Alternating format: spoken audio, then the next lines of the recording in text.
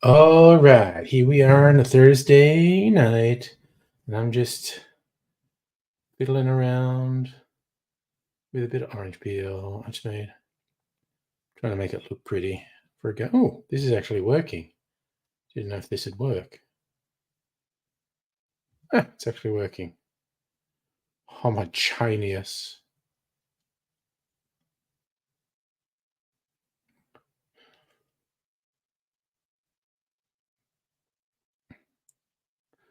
Okay.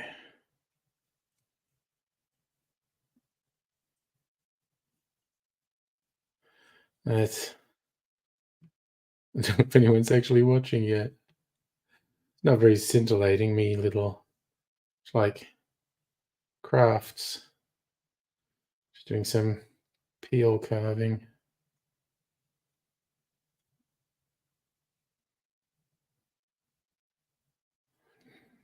Right. Okay, I think I've got one. Hello, honey. Second PC build. No, no. You're not liking the PC build. Got to soldier on a bit. Okay.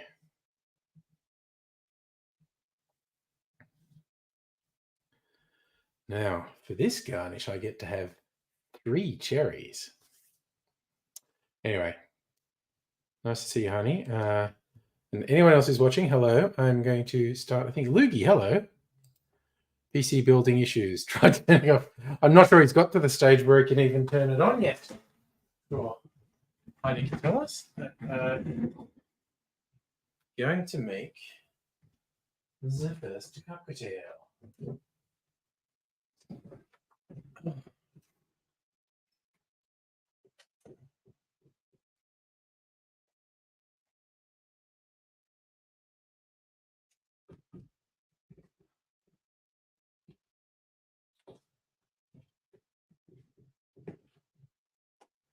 Let me see. That over there. This light over here. Going to do like this. Doing with the clune.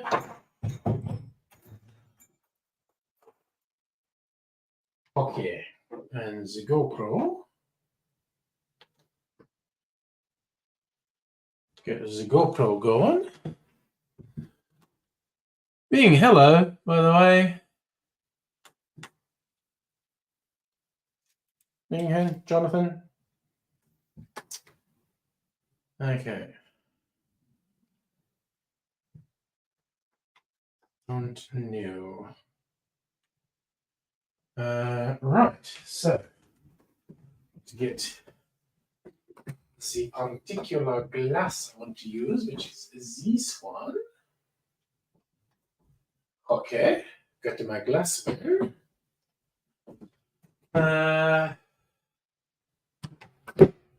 Cocktail shaker. New. Oh, I actually still have. I thought I'd used all this. Oh, it's an excuse to use it.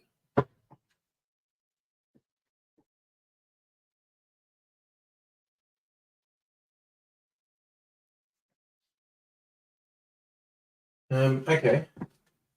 At best, get my ingredient list out for this one.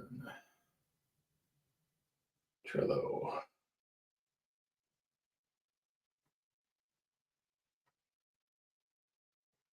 Three dots and a dash.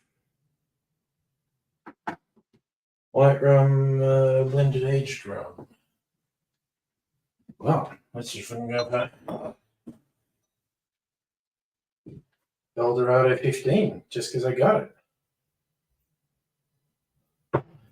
Because I'm a fancy boy. 15-year-old rum. Velvet for Linen, and allspice, which are in the mysterious cupboard of mystery.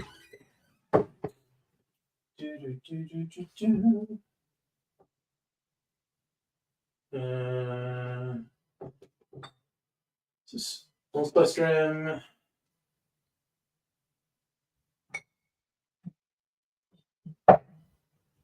Suppose we use the John G. Taylor again, because I'm a fancy boy.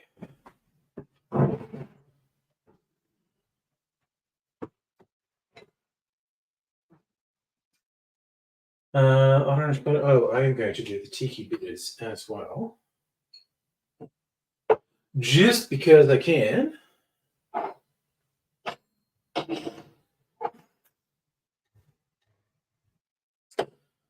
Lime juice. Yes, it's here. All right, I'll get everything ready.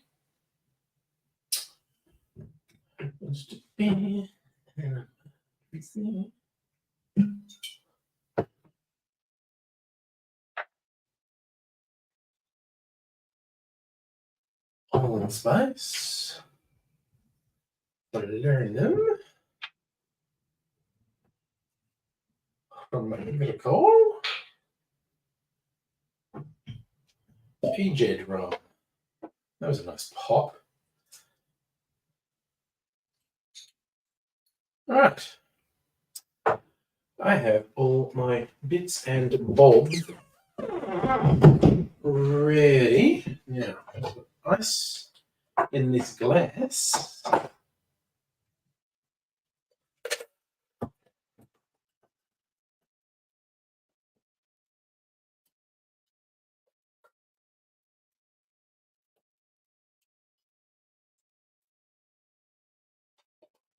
All right.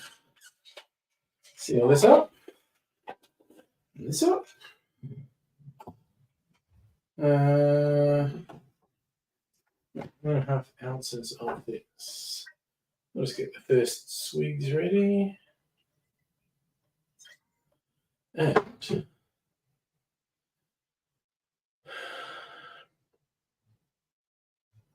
1/4 ounce of velvet falernum.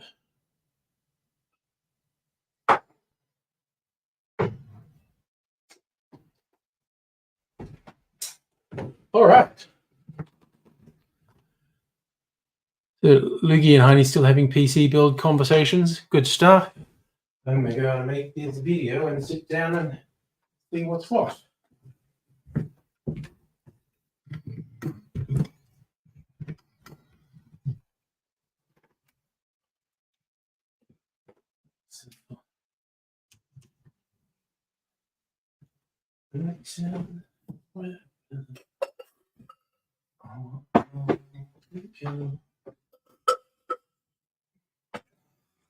Oh, I should make the garnish before I forget. Okay.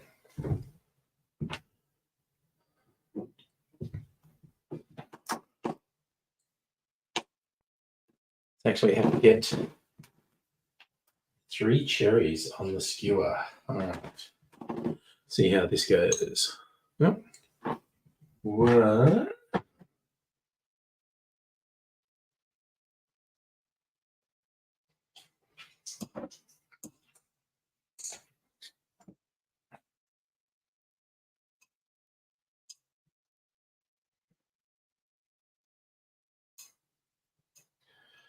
I only need to use a spoon to get these. They've been really difficult.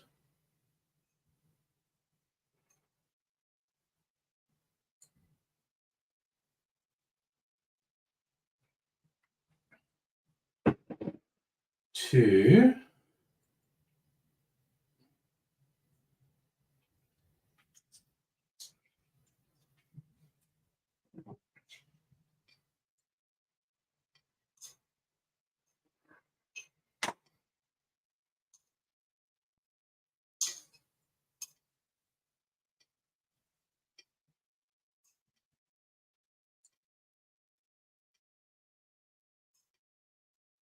All right, 3. Jeez, that was a bit of a palaver. All right.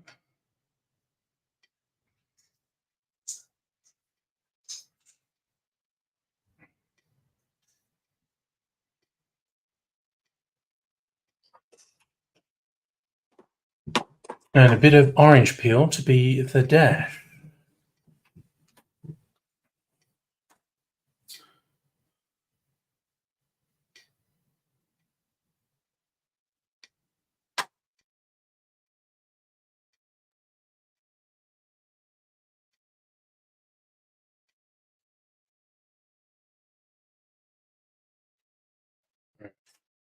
Three dots and a dash. Ready to go. It's a bit of messing around, but see if we're ready now. I think so. All right. Let's make this sucker.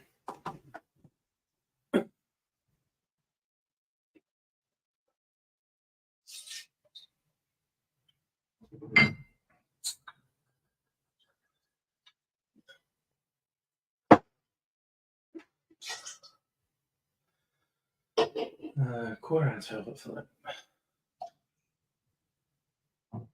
Quarter ounce allspice strand.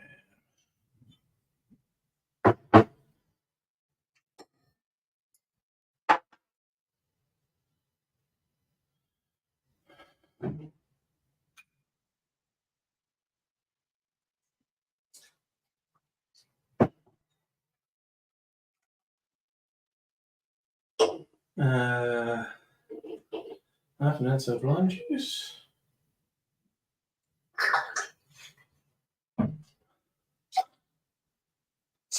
And a dash of tea bits.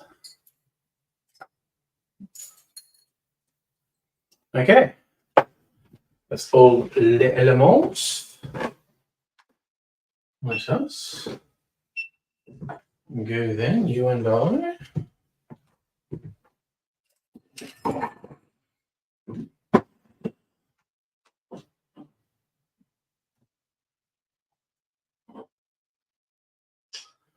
All right.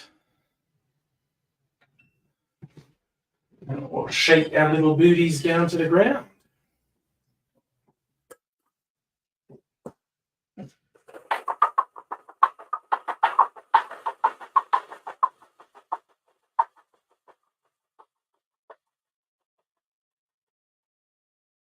That's a nice and cold.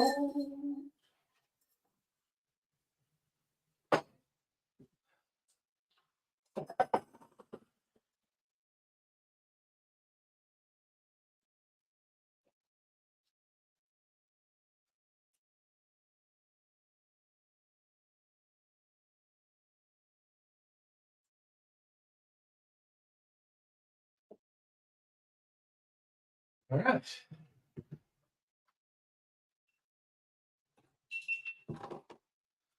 All right, now I've just got to do the talky bit. All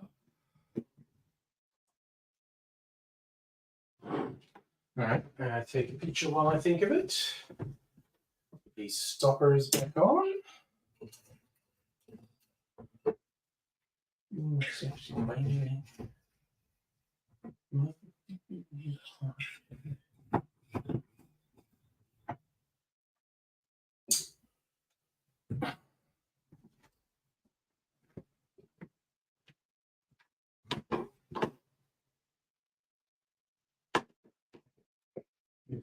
here.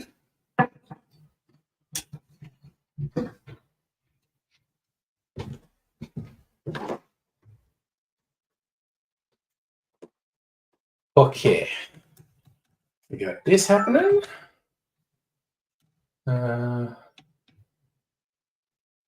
That's pretty good. Let's see how this goes. I did not take the fucking photo, did I? Jesus Christ, I swear to God. Well, I shouldn't be too hard on myself, because I did remember.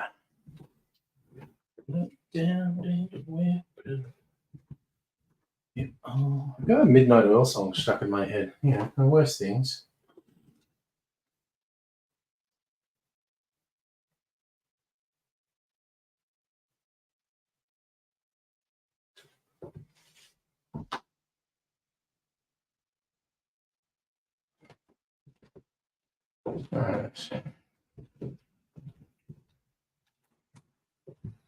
Right again.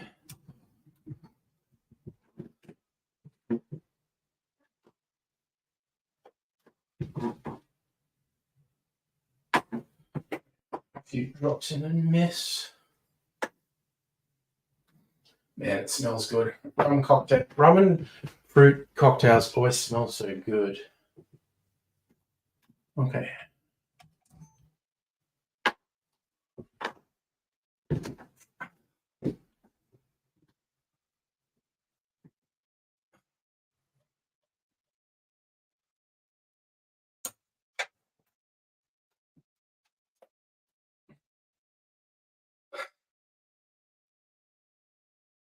G'day, cocktail lovers. This is my take on a Tiki Classic 3 dots and a dash. A couple of small variations, and it's largely built around something I made, and it's this. It's a clarified orange cordial. Those who know me know I love making clarified cocktails, and often I'm left with an orange after using the peels for garnishes. I'll juice it, and I'll use that juice to make a clarified cocktail.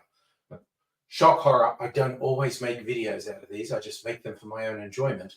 But this week I decided to do something a little different and make it about the orange juice. It's pretty simple to make. You peel the oranges, cover them in sugar, and you use about double their weight in sugar, and you leave that for a day or so, and the sugar will absorb the oils out of the peel and liquefy. That's an oleosaccharin, a fairly common syrup. And then I added the orange juice to that and mixed it so the sugar's all fully dissolved. And then I added that to milk.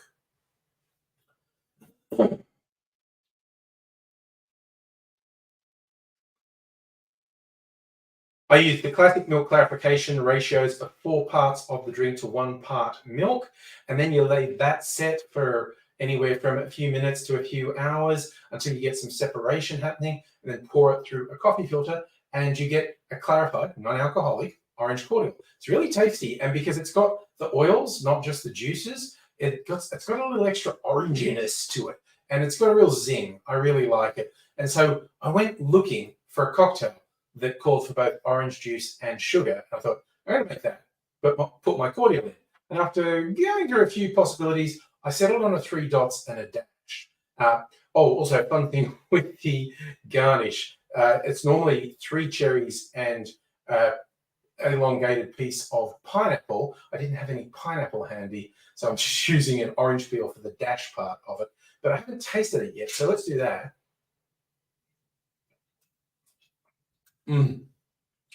Rum and fruit juices. When does that ever lead you astray? I'll take you through the elements of this. It's based around a rum agricole. You can just use a white rum, quite honestly. Rum agricole is based on cane juice rather than molasses, so it has a kind of lighter, grassier taste than a lot of white rums. But if you don't have it, just go with white rum. And then a little bit of an aged rum as well. I just went for Eldorado 15 because that's what I had handy. And it's got a few of the classic tiki touches, velvet falernum and pimento dram or allspice dram.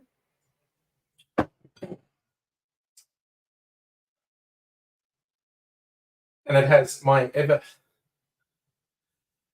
the previously mentioned orange cordial that's been clarified, and I'm using a dash of Vitamin's Elamacule Tiki Bitters, all coming together into the 3 dots and a dash. And here's how we make it.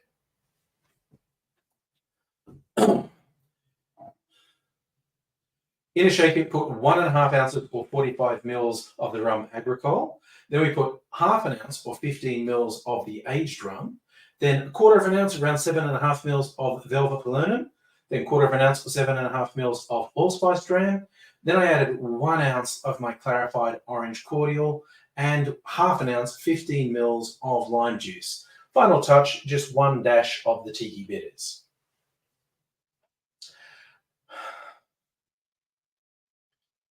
Add ice to the shaker, shake that good and hard for 10 or 15 seconds to get it chilled and diluted. And then I just went with a dirty dump into a tall glass of the ice and all, and topping it off with our 3 dots and a dash garnish.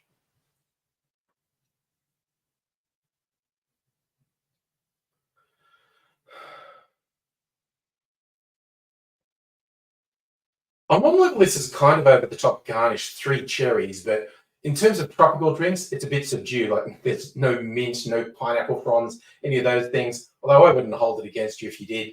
These sort of drinks, party drinks. You want to chill out.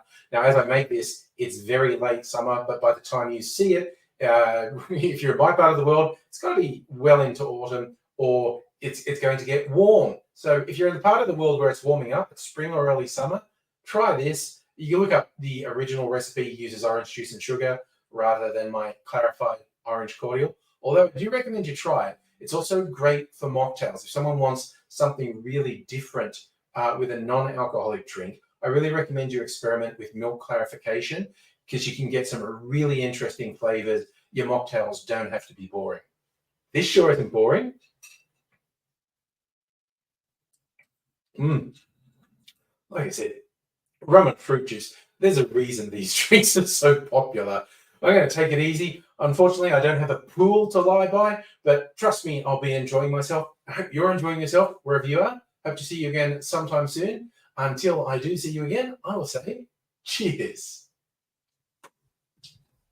Oh, all right. Man, this drink is really rummy. It's a lot of flavor. Anyway, time to sit down. Ooh. Put the lid back on my cherries before I spill it, because that's the sort of shit I'm likely to do. Let's move that out of the way. Let's turn that off. So get more sort of mood lighting, and I will sit down. Ah, there we go. Oof.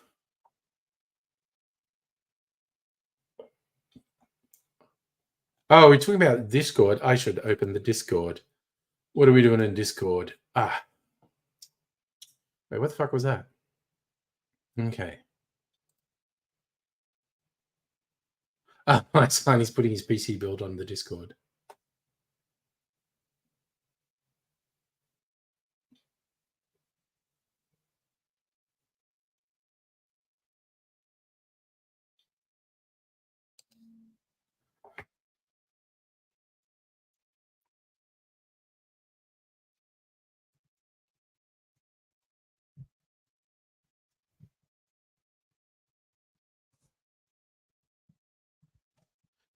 YouTube.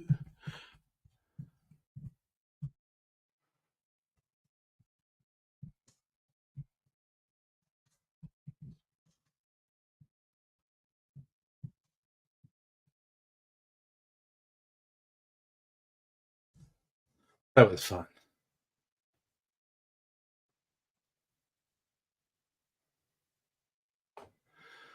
Ah, and how do we do this?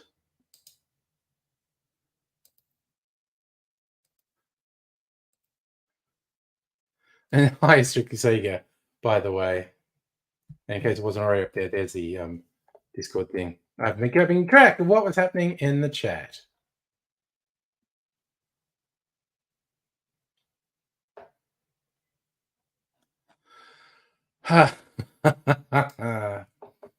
One of life's little lessons. Don't be a condescending cunt. Put it on a t-shirt, kids. Wear it out in public. The people need to know. To increase your happiness in life, don't be a condescending cunt. It is. It's very tropical. Version of 3 dots and a dash.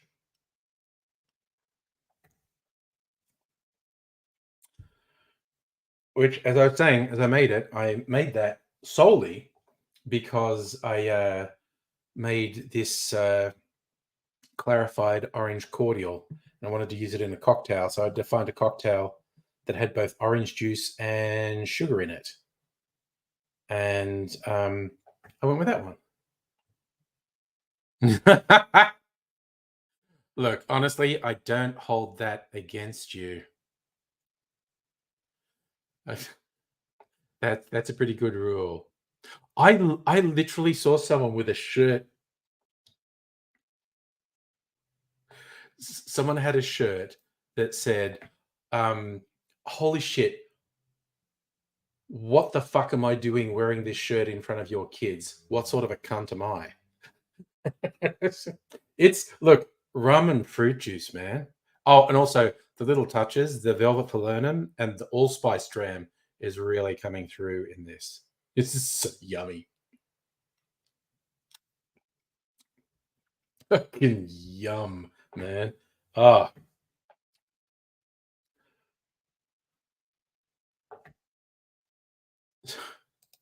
Your friend had a t-shirt pic of his dad said, "My dad doesn't like me wearing shirts with rude slogans." I like that.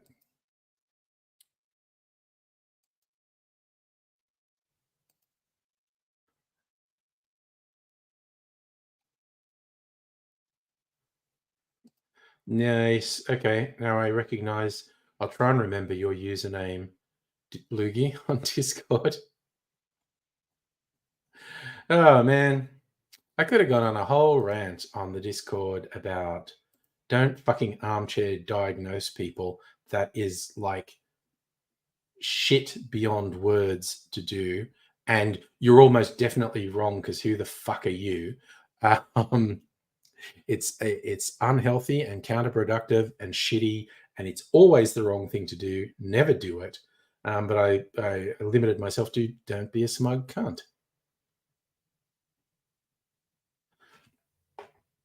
I'm just going for clear, unambiguous communication.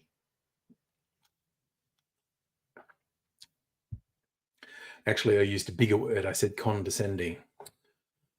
But sometimes I use bigger words. Mofo sign. Hello. Lex Friedman. Oh, I actually have no idea who Lex Friedman is. I do know the alt-right playbook where someone uses these little animations to just deconstruct the absolute bullshit the alt-right do with their arguments and how they're just always in bad faith and not worth worrying about, really. Certain actors can hold an underlying belief principle might makes right while selectively invoking international. Well, yeah.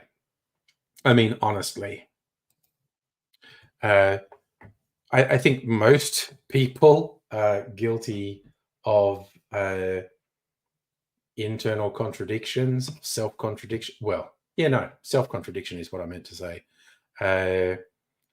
Because we are complex and flawed beasts, but sometimes it's extreme, and usually the people who are extremely self-contradictory / hypocrites usually deny it really hard as well. I like that. It's like you got a soft focus filter on your PC picture, Loogie. So it's like sexy soft focus computer. Yeah, and it's fine. Strixhager, I mean, I really fucking shouted at him. Like I said, real basic understanding, people. If you are clearly pissing someone off, oh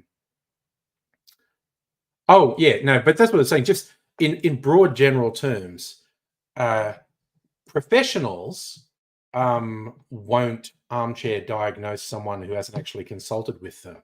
Amateurs really fucking shouldn't because it's fucked on so many levels. Yeah, I kind of guessed when you said the Might Mate Rate one, Mofo sign might have been Palestine. Yeah. It's not intentionally sexy, Loogie, just bad lighting and so on. I'm feeling the soft focus. This is my special place vibe. I'm gonna make another cocktail that's so far removed from this one. But that's just how I roll. I like a bit of I have already drunk that, and that was probably a little bit strong. Not super strong, but a little bit. I was going to, I've got a doctor's appointment in the morning. I do have to shape up for that.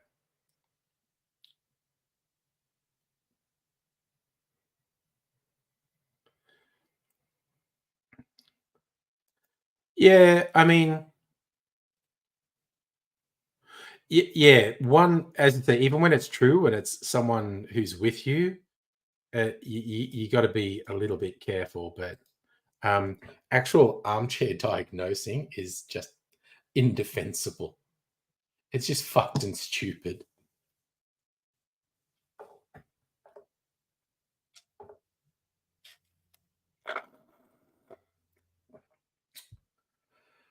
So yeah, probably my two big tips are: if you are obviously pissing someone off, stop doing what you're doing, or be prepared for them to fucking cut loose. Second point, don't be a condescending cunt. Honestly, it's that classic joke of, guys, if you're in a fight with your girlfriend and you want it to settle down, just tell her to calm down. That always works. You know, it's just like people saying exactly the wrong thing and thinking they're in the right. Yeah, I mean, strictly speaking, my advice to you on that would be don't engage. And I mean, you don't have to walk away. You make your own choices above all. My suggestion would be just don't engage. Uh, and certainly, if he tries to start shit, I'll shut it down. Oh yeah, no, I know you don't want to engage. Yeah, but I mean, again, completely your call on how you handle it. You don't have to leave the stream, and if he starts up, I'll shut it down. Yeah, no, I get it. I absolutely do. I absolutely do get what you're saying. Um, but mind you, you went pretty hard. You did actually make fun of him for being homeless. That was pretty hard. But you know, I'm just and I would, just from my perspective, clean slate it. What you do, how you choose to look after yourself, because that's the important thing. You do what works for you. Um, there's no more drink in that. I've got to make myself another drink. Do a short. Man, I've got to put all those bottles away. Got a whole bunch of bottles out. Yeah, no, dude, that works. If that works for you, then you do that. Um, yeah, but don't feel compelled to. Like I said, uh, if he comes on angry about something you said before, I say, yeah, well, you know what? Both got angry at each other and you both said things that was in the past. I'm not going to let it happen again. So,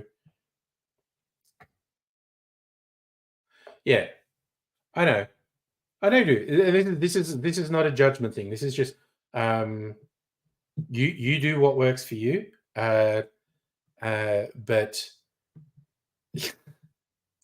yes, if he wants to restart things up, I will shut it down.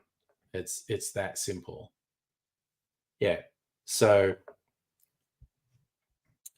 but I will not dictate to you what works for you in terms of looking after yourself, because that's a thing you got to do. Look after yourself.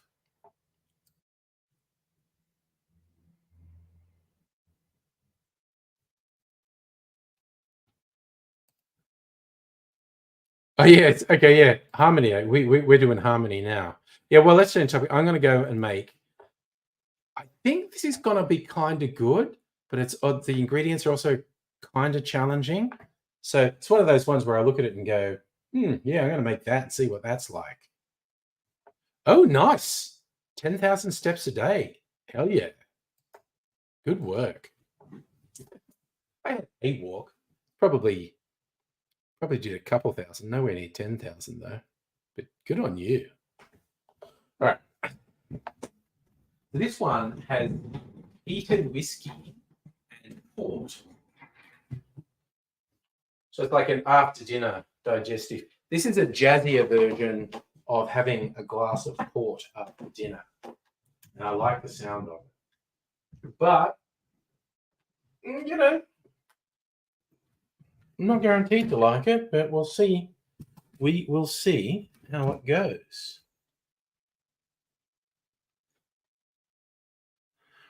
This is called a 25th hour. It has peated whiskey and port and a few other things in it. So it's very interesting.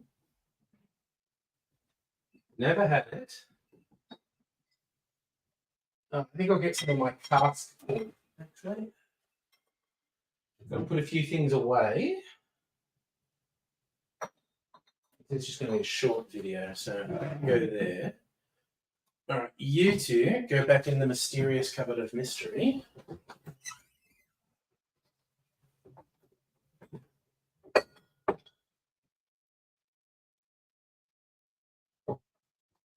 All right. Okay, where to put my phone? Okay, 3 dots and a dash. You're in the doing list now.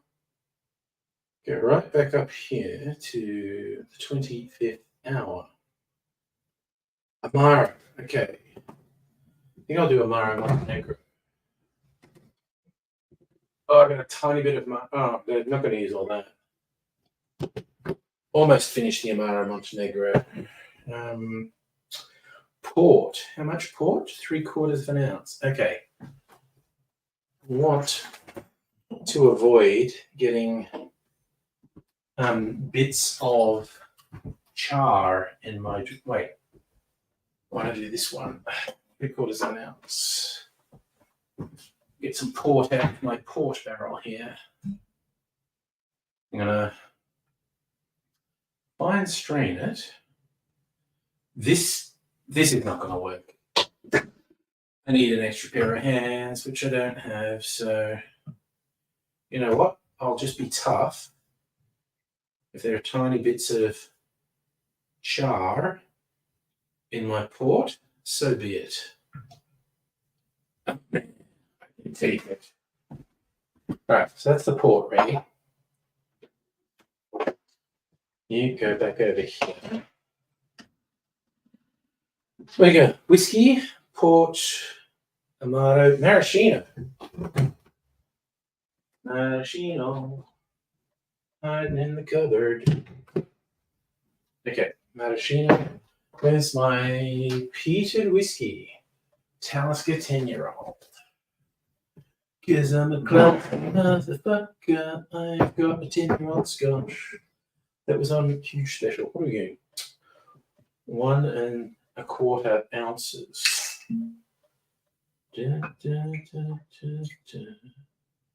That looks about right. Okay. To be a stirred cocktail. So whiskey, port, Amaro, maraschino, bitters. Not you, tiki bitters. This is a job for aromatic bitters, which are down here. All right.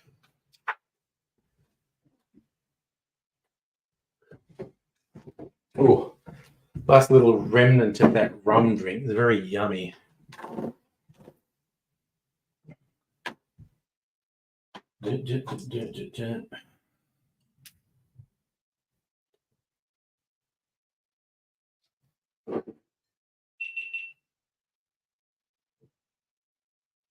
That looks about right. Gonna stir this cocktail. Okay. Here's the whiskey.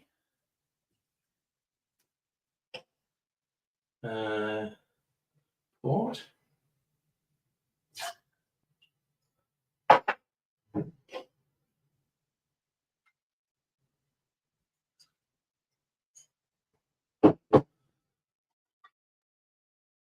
And what have we got? 5 mils of maraschino.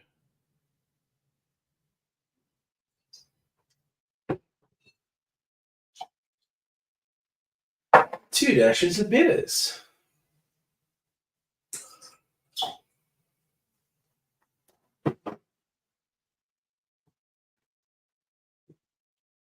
All right.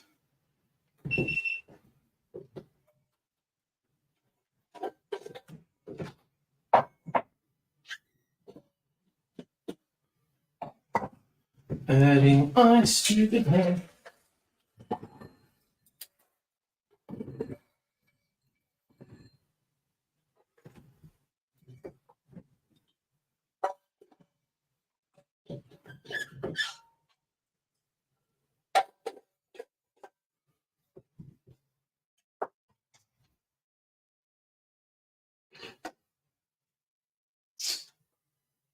Okay.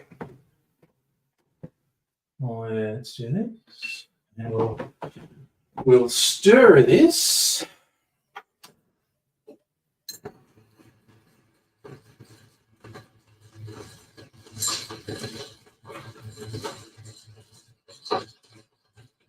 We're going to count to about 20.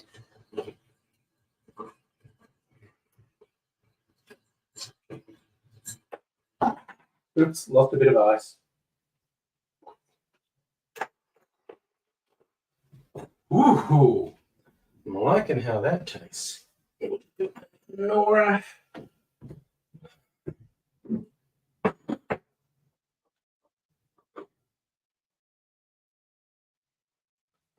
Down that way.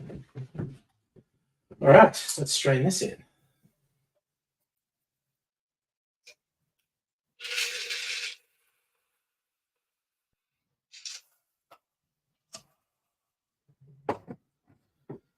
Okay, now I want to take a picture of it.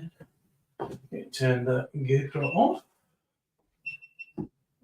Put the lids back on things.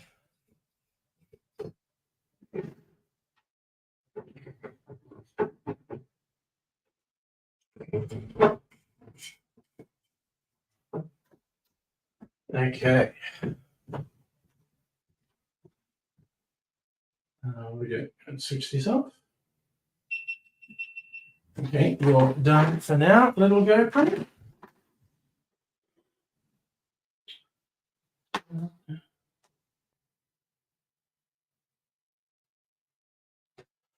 Picture. Okay.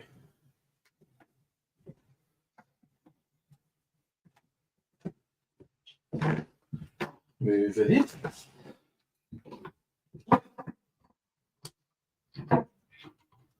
Brighten that up. Turn this on. Avenging Terrier, hello. Oh, hell yeah, I'm boozing. Well, no, this is an experiment. Never had this drink before. I'll give her a live review of it. Where are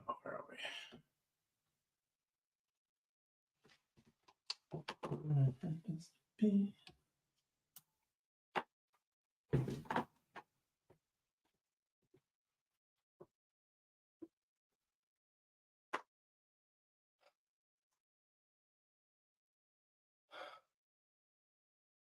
G'day, cocktail lovers. This cocktail is a boozy little late night sipper.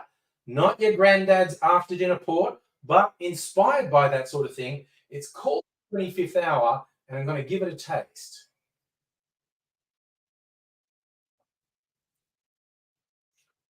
I had high hopes for this, and it's really paying off. Here's how we make it. In a mixing glass, put 1 1/4 ounces, around 37.5 mils of a peated whiskey, then 3/4 ounce, or around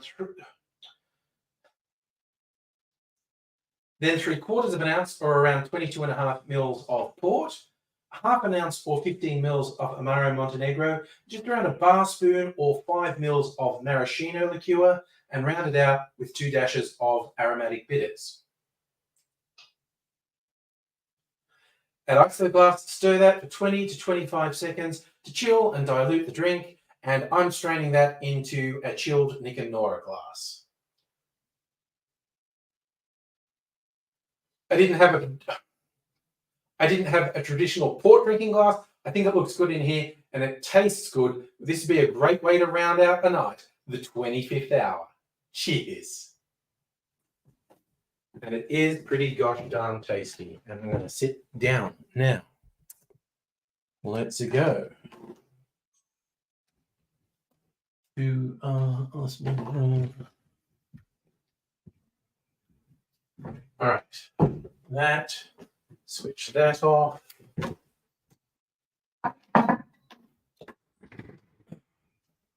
Okay, let's do this and sit down. This time of morning for you, not for the fact nearest liquor store is 23 miles away. All right, okay, no. 3:45 a.m. Gosh. Oh, Lemonade, hello.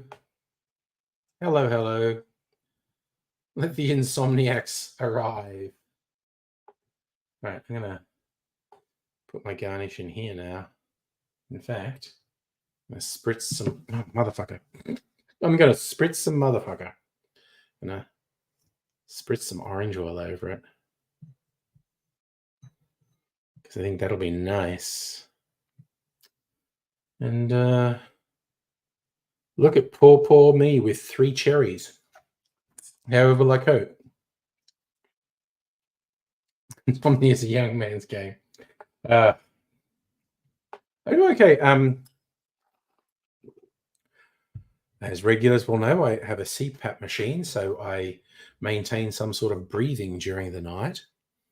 Definitely sleep better with it because it was definitely the sort of sleep apnea that woke me up with a bit. And that happens less often with the CPAP machine. But often if I've slept and I wake up and it's still only 3 or 4, it can be very hard to go back to sleep with the CPAP machine on, so I have to go with it. So what did I miss is about nukes. Okay, Lugi also suffering from the insomnia.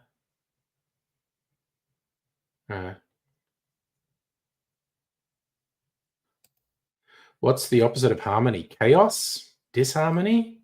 Literal opposite of harmony is disharmony. Conflict? Actually, conflict is better as an opposite than chaos.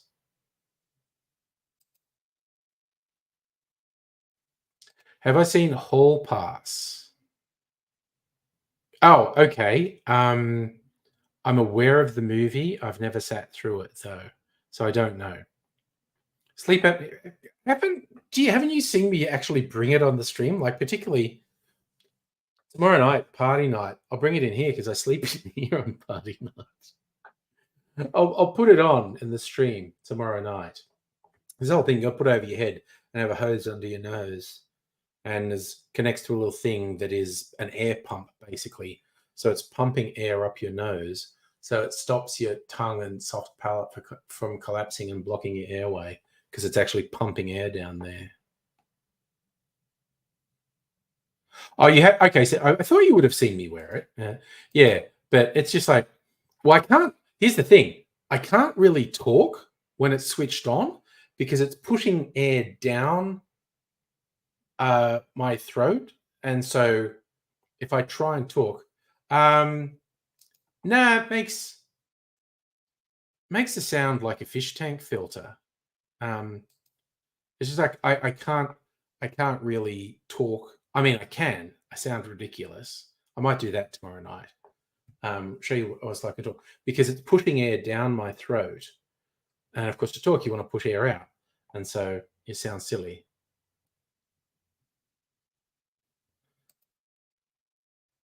I mean, disharmony day, opposite facing colors to drive art students crazy.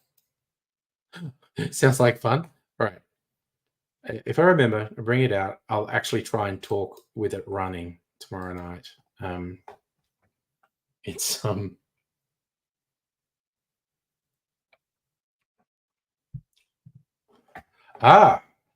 that's a fun one. You didn't know mead was a golden fluid, mate. Yeah, well, distilled honey.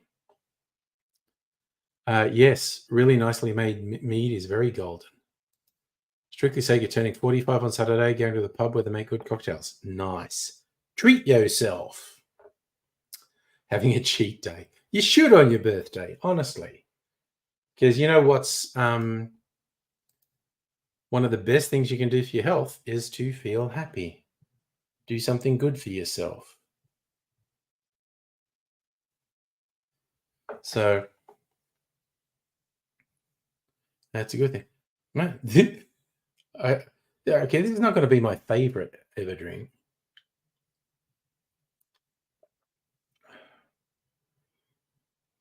But it's all coming through in the port and the smokiness from the whiskey. Vengeance Terrier made some traditional mead 2010 using medieval recipe. Nice. So where do we post Loogie? Some pics. Let me see. Oh,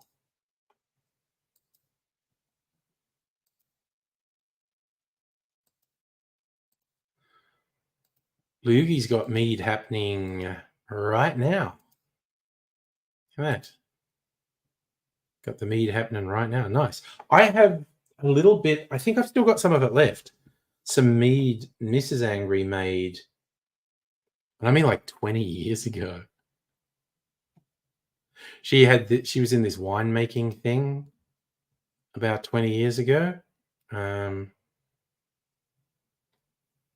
Oh, I think I've seen Happy Death Day, and it was okay. Yeah.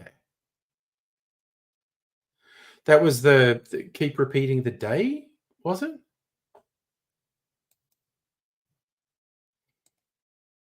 It's Avenging Terrier. Notice isn't a lot of days to enjoy it in. That's why I celebrate between January. Hell, do it. Birthday month. Go for it. It's milk. Milk that'll get you drunk, son. Yeah. Or maybe I used all Mrs. Angry's meat. I'm not sure, but she had neat handmade labels for it as well.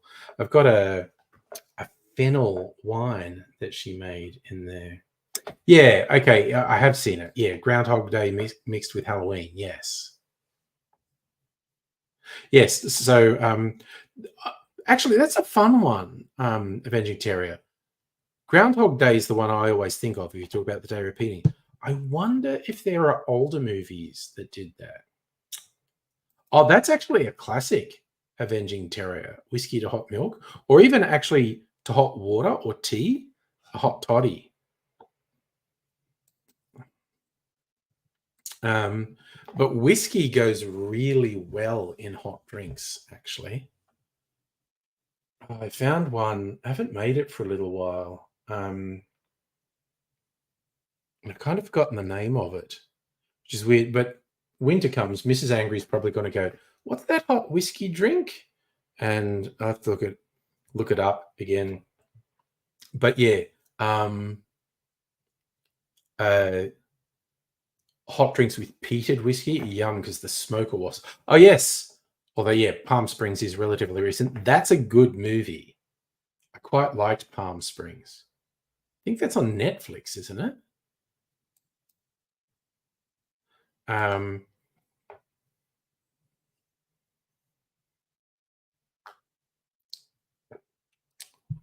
You know what? We're on the internet. Let's look it up. Movies where the day repeats itself. That auto completed. What does it list? Groundhog Day, Happy Death Day, Before I Fall, Source Code, Palm Springs, Edge of Tomorrow's a good one, actually. Tom Cruise, True Crimes, Final Girls, The Endless, Boss Level. Boss Level was actually okay. It's pretty silly, but it's okay. Run Lola Run, that's technically not that. That just gives you 3 possible ways a story could end. Russian Doll, that's a series. That's actually pretty good. Oh, yes, About Time is time travel. See, now they're just going time travel means the day keeps repeating, and that's not technically right. Yeah. See, they end up doing time travel ones like 12 Monkeys and one. That's not really the same thing. Groundhog Day, Edge of Tomorrow, Palm Springs, Happy Death. I think Groundhog Day is by far the oldest of those movies. So maybe Groundhog Day is the first major movie where the day kept repeating itself?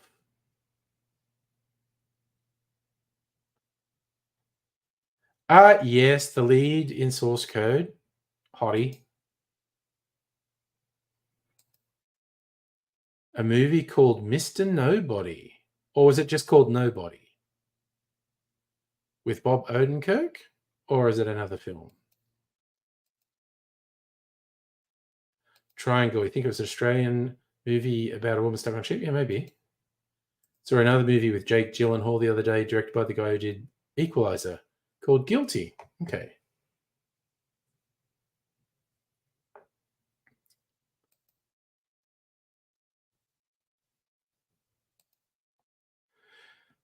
Yes, Nobody was good. Okay. But Lukey's saying there's one called Mr. Nobody. So now I just have to look that up. Mr. Nobody.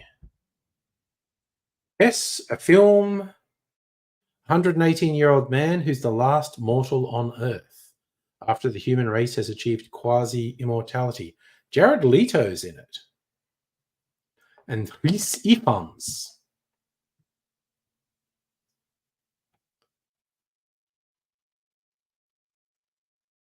Nemo Nobody. Nemo means nobody.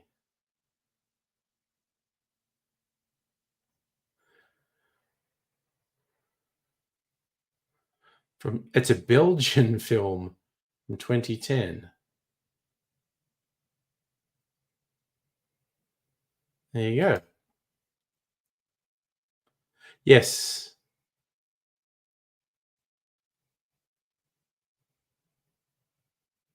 All right, there we go.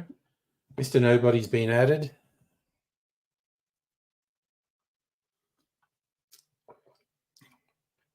That's literally what it made me think of too, Mofo Sign. An Australian series, Mr. In Between. There's like 4 seasons, 5 seasons. Oh my god, it's good. I rewatched it. I think just earlier this year. And I saw a little clip from it on YouTube the other day, and it gave me the impulse to watch it again, quite honestly. It's such a good show. It's incredible. Yes, that's a good summary. An assassin looking for work-life balance. Ray Shoesmith, such a good character.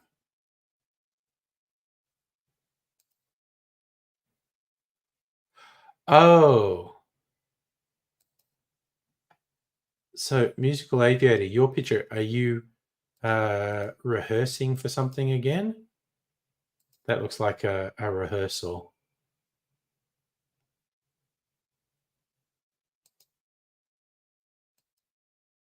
What am I doing?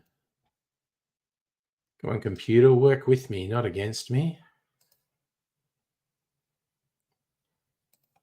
Yeah, I tell you, the one big thing for me, and I say this every time I bring up Mr. In Between, you see how good it is. It's created, written by, starring this guy who's never been in anything else. And you look at this and go, how the fuck is that possible? How the fuck can this guy in his 40s produce this and he's not been in anything else? It's fucking mind-blowing.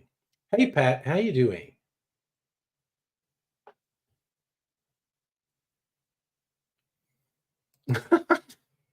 GTA VR with Stephen Ogg. Stephen Ogg was very good. His voice acting very good in GTA 5.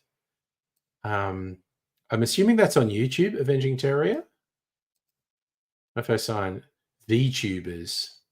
I don't know. I think okay, now if I'm getting it right, virtual tubers, the people who have like a cartoon avatar for when they're streaming. I don't know. It's kind of fun. I've literally considered how do you do that. I've literally considered trying to be a VTuber on Twitch because it just looks like fun. Okay, so GTA VR. Oh, is that a Corridor Digital? Did they do that? I think so. Toby, hello. How you doing? Strictly Sega. I think that's what a VTuber is. Someone is using a program so you don't see them. There's a cartoon avatar that has probably a limited range of motion and lip syncs with them when they talk. It's not an over. It's some sort of application. Loogie, you reckon it's really easy? Yeah, it didn't look that difficult. All right, it's a mini movie. All right, well, look, I'll bring up YouTube because I think it's Corridor Digital, who these guys who do really over the top special effects on YouTube.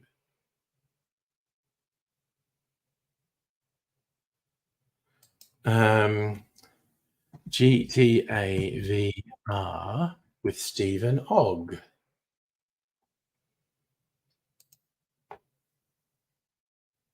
Yep, it's Corridor Digital.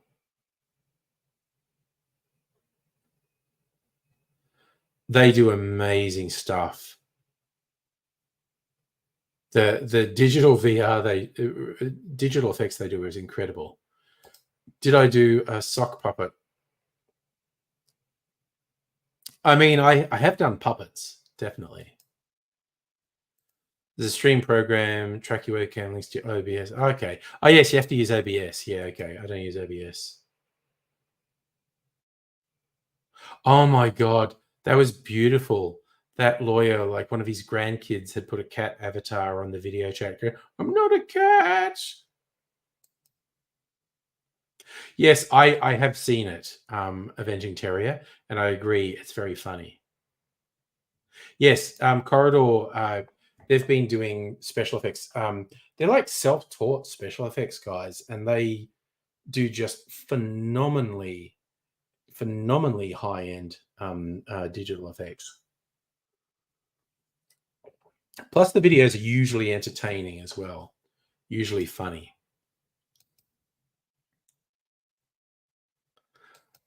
Noog's pointing me to our VTube studio. I mean, honestly, just for the social experiment, I got a slight urge to do VTuber and get one of those voice modulators so my voice sounds feminine and just see how creepy guys can be. Pat, you win a wrestling thing? Dude, of course you win at wrestling.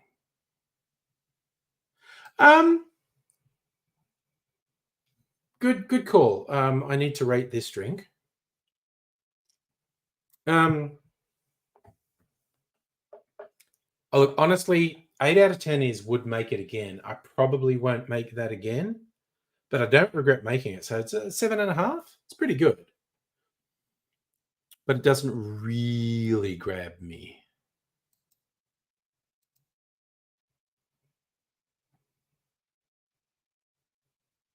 Oh God, we've probably got corporate VTubers now. I don't know. I don't keep up with what's happening with the kids and the TikToks and McDonald Chan. Yes. Oh, yes. Avenging Terrier. Sometimes do voiceovers on videos. Tends to bring free. It like legit does. The first video I did, and it was a music video for a friend's track, and I got some local YouTubers to be in it, and did feature a young woman, very attractive young woman as well, and just the barrage of comments because there's a hot chick in it, and I was torn between taking the video down or just blocking comments, and I was saying to my friend, oh my God, these comments are the worst. I'm so sorry. I feel like I should do something. And she said, yeah, good on you, precious. This is my life every single day. And I was like, oh, I felt like I had sort of exposed you to something. She goes, no, I did my own stuff and get this all the time. You haven't done anything. Boogie, there's a Russian ASMR channel uses a voice changer to make himself sound female. He's known for trolling on Omegle. Ha ha. So it's your friend Josh won. I think they were scared to have Josh lose if he's your friend. You know why? Nudge, nudge, wink, wink. Dig a hole. So you saw a vid. A woman was playing COD. Said one word. 10 minutes. Oh yeah.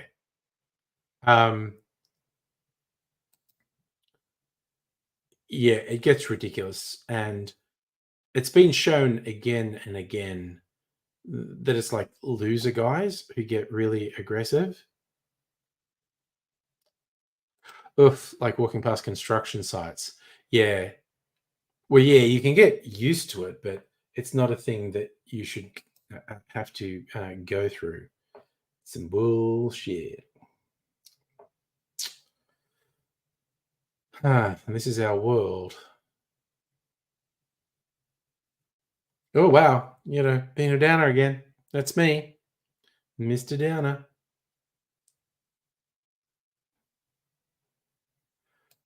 Yeah, I tell you what, this one exposure I got to it when just because this woman was prominently featured in the video, just drive by creepos on YouTube thought it was her channel, and it's just like, oh my fucking god. Oh my god, how did we get here? Yeah, excellent question. It's nothing new though. Like there are stories from the 19th century in London. Women were getting harassed so much on the street. They had these hat pins that they were sharpening their hat pins and fucking stabbing dudes on the street who were harassing them. It's not a new problem. I mean, that's what it comes down to, Avenging Terror, not seeing women as humans. And it is. I agree with you. Yeah, we do. We talk everything Avenging Terrier, but yeah, booze and gaming, definitely. You've heard the hat pin story? Yes. It was just like ridiculous. And stab dudes with the fucking hat pins because they won't calm the fuck down.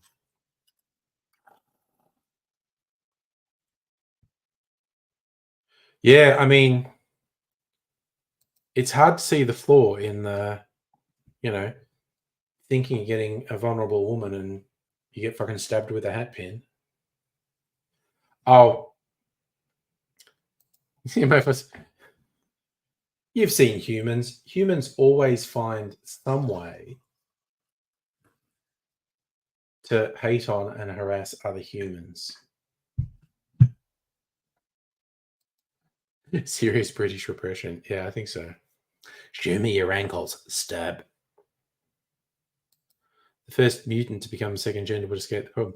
Yeah, but I mean, like I said, it was a really old joke in South Park where a future where they'd got rid of religion, so there was no religious conflicts. Oh, so do you have endless peace? And it's like, no, like fuck these guys over in the next city. They're shit. We're gonna kill all of them just because they're from over there. One of my cherries fell off, and I'm going 5-second rule because I'm not wasting a cherry.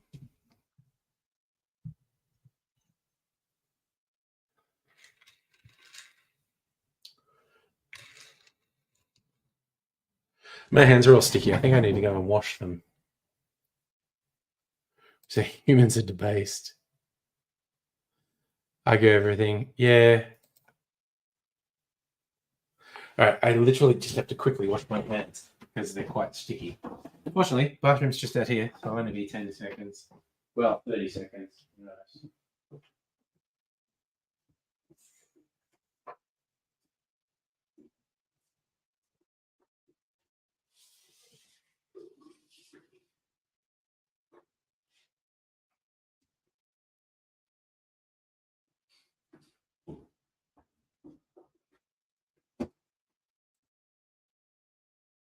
Oh, lordy. We got any Pixies fans here? Just talking about humans being debased made me think of the old Pixies song, Debaser. Yes, it was essentially that's what I was going for. It's still good, Plus, I'm dousing it in alcohol. It'll be fine.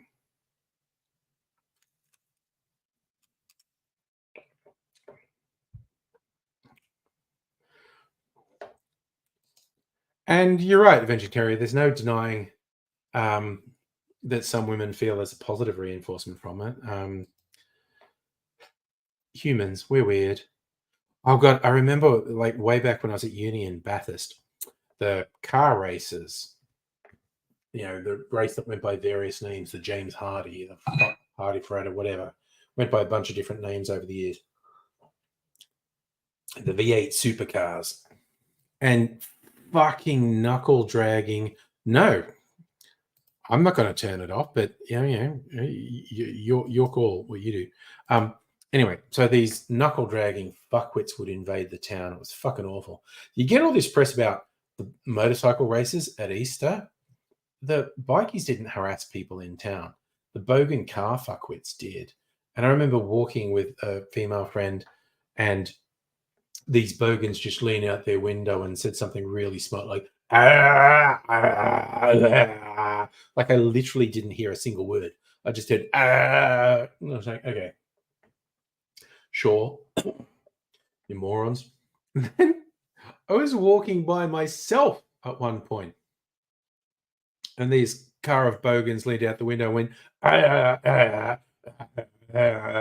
so apparently they just do it to everyone.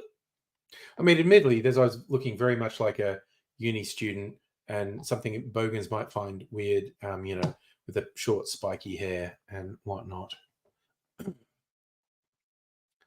A Dutch animated series called Ongezilli. Nope. Super antisocial Dutch girl and her two adopted sisters. Sounds like fun. Yeah, the yelling shit from a moving car is very weird. Because you never actually hear what they're saying, and it's just like, well, there goes a fuckwit. Put a bit more ice in this glass. Put a bit more ice here.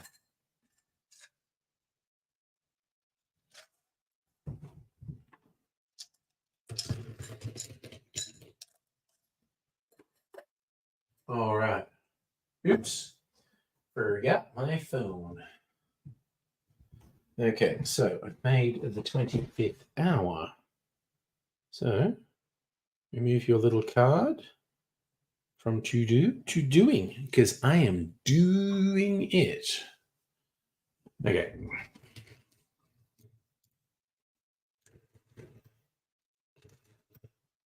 All right.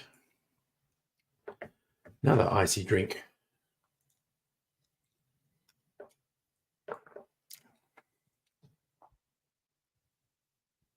I like that as a response. Flipping the bird, make clucking noises.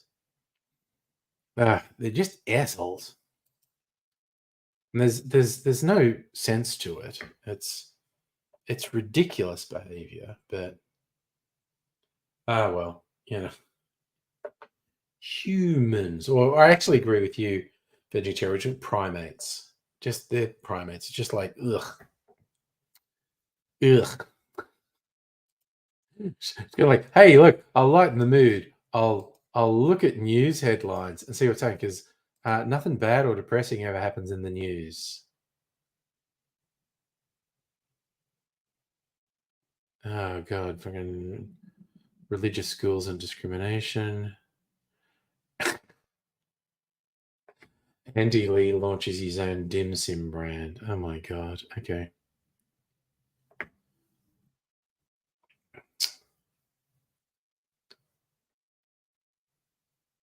I'll go to the story about, Elon Musk's Neuralink show brain chip patient playing on. He's lying. The motherfucker never stops lying. It's ridiculous. He just fucking lies about everything. Lies and prevaricates and fucking tries to distract from things. It's just like ridiculous. It's a funny comedian doing emceeing for Melbourne Water Festival. Went to see Grace Knight, cause of the big muffler hoons by. Muffler remarks, MC remarks with perfect timing. Looks like he's making up for something. Yeah. You can't help but think that, quite honestly. Vegetarian, stop watching the news. Yeah. I mean, yeah, richer the folks, bigger the lies. I mean, Musk is just the worst. Like, everything he says is a fucking lie.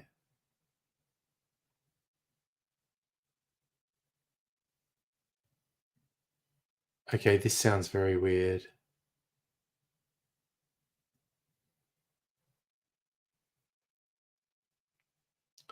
Oh my god. Spring Break's hottest bartender.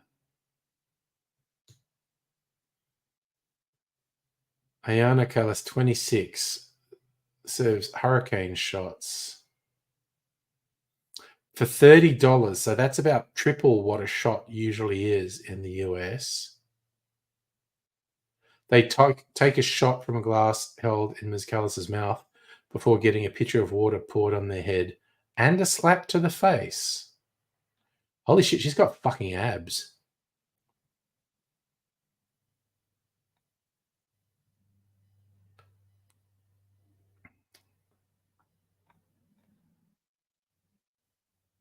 Good lord.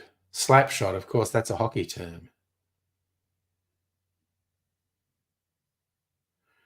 She worked 45 days in a row, 8 p.m. to 5 a.m. That's a long day. Racked up about 6,000 US a night. God, if she got that in cash and didn't declare it, I mean, that's actually, even if you declared it and paid tax, that's a fairly comfortable year's salary.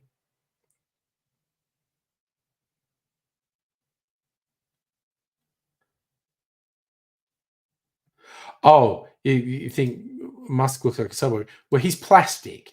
He's had a lot of cosmetic surgery, and fine. People want to get cosmetic surgery. That's fine. And yes, it is sad and creepy. Our right wingers aping Trump. It's just pathetic, really. Well, there's a fun fact: Avenging Terrier. The planet originally started out M&M shape and gradually got rounder. Yes, the Paul Newman movie Slapshots about hockey. The Avenging Terrier is in Colorado, and yeah, avoid the orange loon definitely. Yeah, it's ridiculous. Well, at least that was a light-hearted news story. I was worried the news was just going to be all depressing.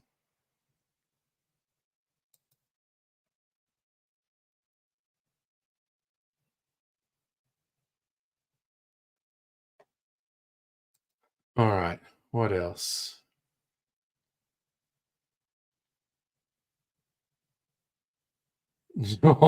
Okay, there was this very weird story about a real estate agent accidentally burning down their house. Real estate agent who accidentally burned a multi-million-dollar home. Don't play fucking videos at me, you fucks. Burned the home to the ground in one of Sydney's most prestigious suburbs, had previously been in a relationship with the owner, court documents revealed. Was preparing for an open house when she noticed current renters had left some bedding on the deck to dry. According to documents tendered to court, she removed the sheets, threw them in downstairs room onto a shelf below a light, which she switched on. About 20 minutes later, a major fire broke out in the 4-bedroom house, believed to be caused by the shelf and bedding heating up and catching fire due to the wall-mounted light. Her employer was ordered to pay the property owner $750,000 and pay $120,000 to the tenants who lost their belongings.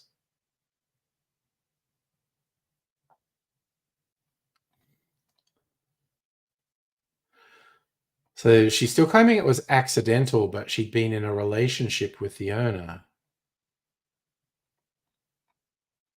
I have to admit, when I saw the headline, real estate agent accidentally burns house down, I thought, that sounds sus. That sounds absolutely sus. And he heads into shotguns, liquor, emergency medical supplies, and canned food. All right. And Lugie's in Indiana. Nice. Yeah, Mad Max. Is it a documentary from the future? I don't know. I used to go Target because I grew up in the country. I used to go target shooting when I was young.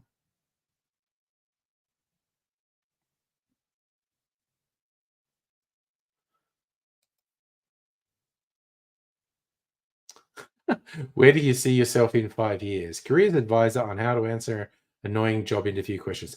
I swear to God, I haven't had to do. Well, actually, no, I did have to do a job interview last year. What am I talking about? But they didn't ask me like, what are your weaknesses? Like, and I have been asked that in interviews. People say, "What are your weaknesses?" And I always want to say, my biggest weakness is not being able to take stupid questions like that seriously, because I'm desperately wanting to give the Homer Simpson answer to the question, namely to go, it takes me a long time to learn things. Stuff tends to go missing when I'm around. People say I smell bad, all that sort of thing. Oh, Jesus. Pat, I am fine. How are you doing? But okay, what does this person say about answering annoying questions?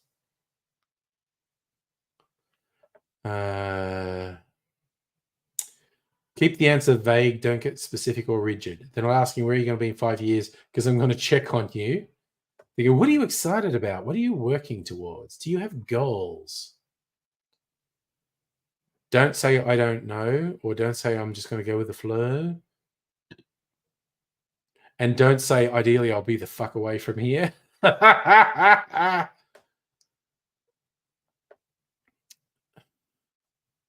Start your response again. It's hard to know what life's going to be like in 5 years. World can be unpredictable. I like to be flexible, adaptable, open-minded. I'd like to be in a role where I'm leading a creative team. I want to work on projects I'm excited about.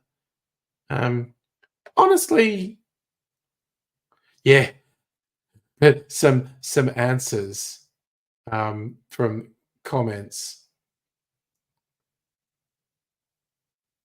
I love one person said, no, I've learned what they want to hear, that in 5 years you expect to still be working for them. That's what they expect. Yeah, Luke, it's like the question, why do you want this job? I need money to live. I have been to Colorado. My ex had family there. So we're in Denver and saw a few other things.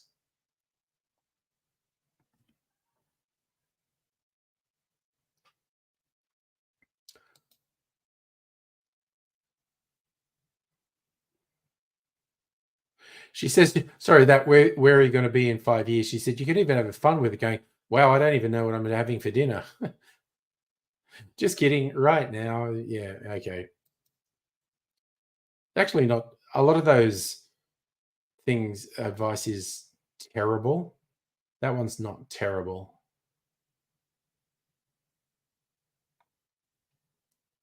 Sam Bankman-Fried, the fucking moron that was being touted as a genius who was just a fucking scam artist, got a 50-year jail sentence. Womp womp. Fuck you, dude. Fuck you.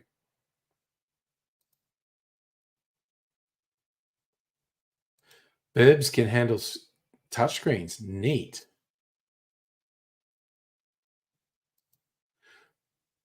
Oh yeah, Denver was one of the first. Like Colorado was one of the first places to legalize weed, wasn't it? Never smoke Willie Nelson Reserve again.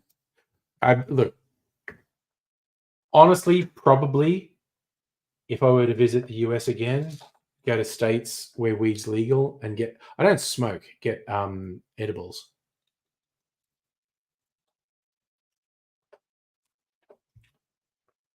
Like I have read some very funny stories of people getting fucked up on edibles because they ate too much of it, and I'm like, "Oh, your bloodline's weak and you will not survive the winter."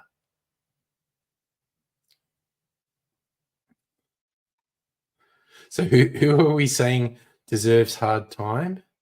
Crotch bite orange. I think I lost track of who we were talking about there, Avenging Terrier. I'm glad you're good, Pat. It's always good to hear that you're good.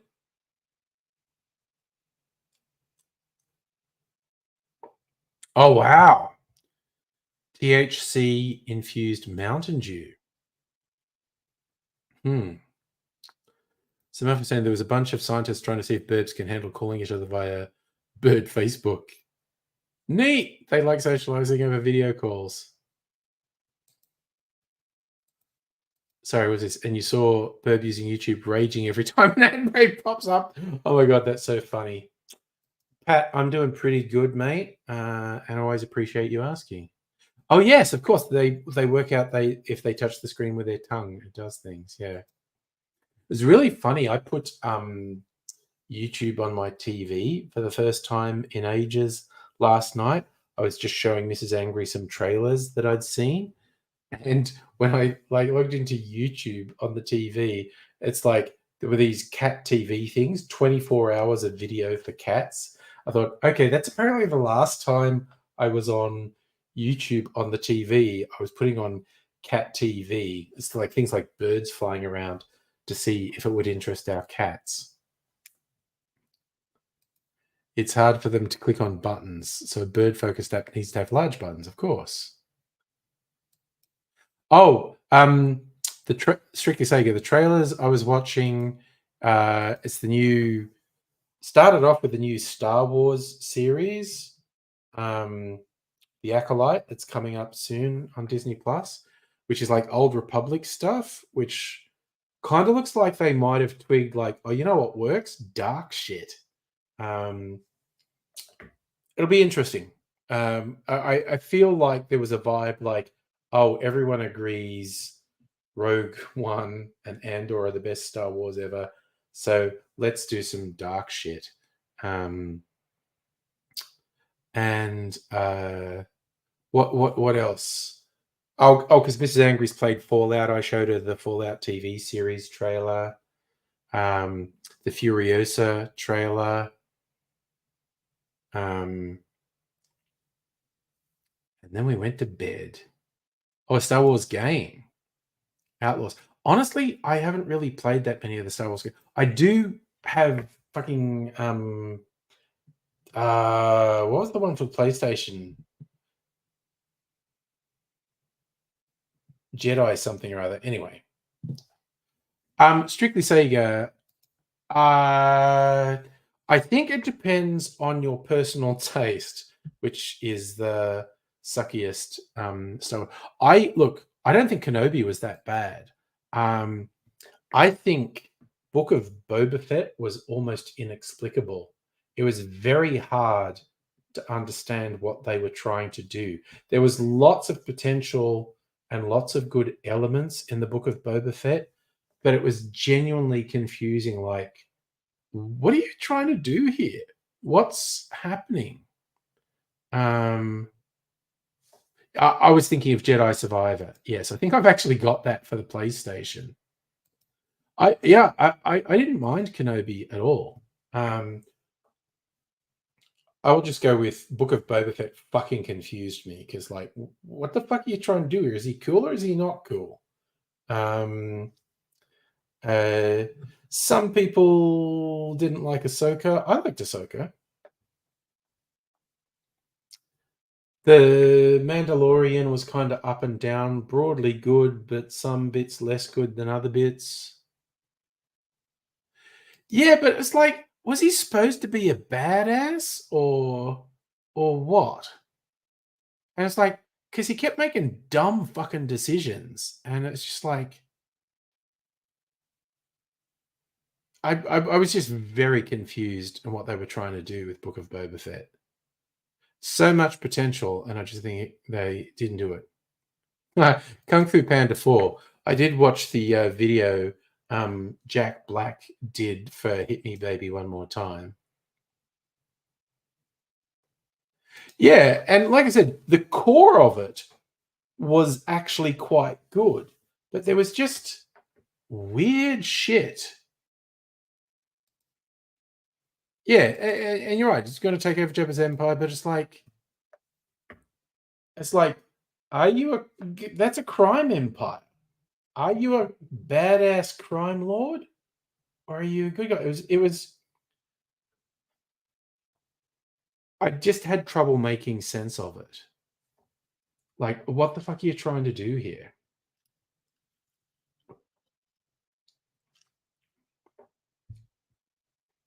Like, I think with not many tweaks, Book of Boba Fett would have been extremely good.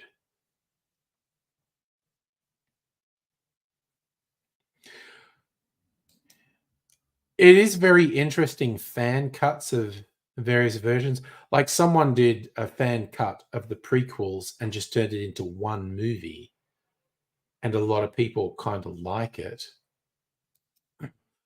Big Pat watching Ghostbusters. Lots of Ghostbusters movies.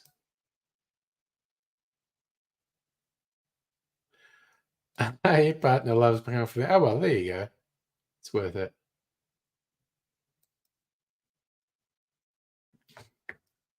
I think the last one I saw was probably Kung Fu Panda 2. I don't know. So is it my imagination, or is there a very long gap between Kung Fu Panda 3 and Kung Fu Panda 4? I don't know. I haven't been keeping that big a track on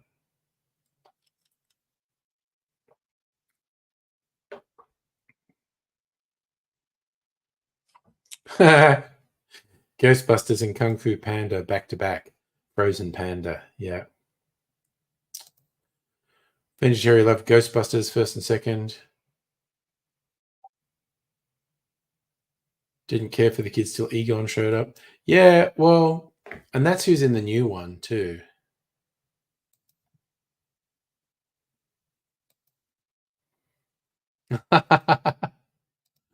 Loogie sharing the dispensary. I mean, I love. Okay, the US went through the phases with weed legalization. It's like, okay, medicinal marijuana is legal because there are legit medicinal uses. But then doctors who wanted to retire were just setting up clinics where all they did was sign fucking weed uh, prescriptions, and they made a killing just because it's like 5 minutes. Yep, okay, weed, that's for you. And so it became such a joke, the medicinal thing, that states just started legalizing. Australia's in the medicinal stage. I was kind of surprised because I'm not a weed person. Um, then I read some articles that apparently we are at the stage with some dispensaries just going, yeah, fuck yeah, here's a prescription, go for it. Uh, so I didn't know we were at that stage, but I did see some media articles that suggested we were at that stage. Um, So we're probably not that far from just legalized weed. I don't know. We'll see. Yeah, I think Frozen comes out soon. You're 60 miles away from a cinema? Oh my god. Okay. The bit where Egon shows up got you in the feels. Oh, that's so cute. The daughter didn't know why you were all emotional. Avenging Terry, old man did weed, but he was a hippie. Had to quit, seriously affecting his aim. Yeah, no joke. I could see it affecting your aim if you were doing a lot of it. But you were weeping rivers when Egon turned up. Yeah. I mean, I didn't hate that one with the kids. So yeah, this is the hill I'm dying on is the female Ghostbusters was good. Like I enjoyed the hell out of that movie. Pat, you're saying Ghostbusters is out now here? I know it's about due to come out. You're the movie guy, mate. I don't go to the movies that often. I went to see June 2, friggin' awesome. I mean, honestly, I'll probably go and see Furiosa in the cinema.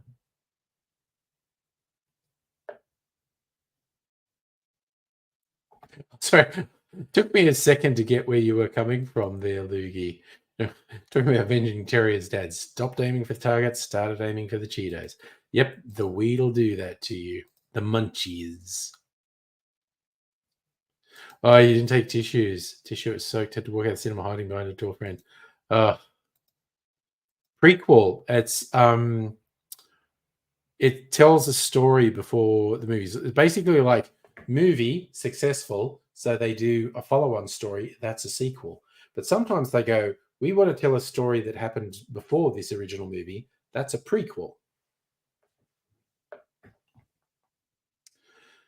So that's a movie that tells a story before a famous movie, but comes out after that famous movie. So Furiosa is a prequel to Fury Road. Fury Road's a sequel to all the other Mad Max movies, but Furiosa is a prequel to Fury Road. But a sequel to all the... Well, Max isn't going to be 99% likely. Max is not going to be in Furiosa. It's just, Tales from the Wasteland.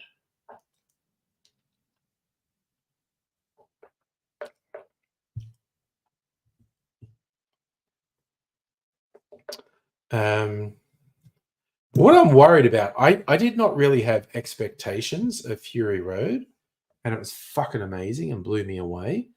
But seriously, I'm a bit hyped for Furiosa, and so I'm really worried about being disappointed.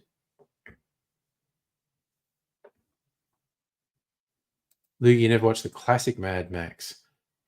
Oh, Fury Road's best film of the 21st century. That's my hot take. Avenging Terry, I saw the original Mad Max movies.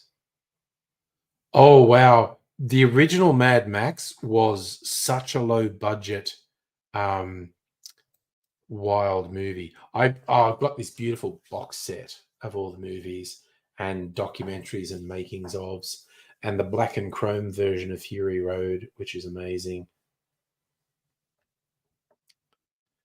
Australia is a wasteland.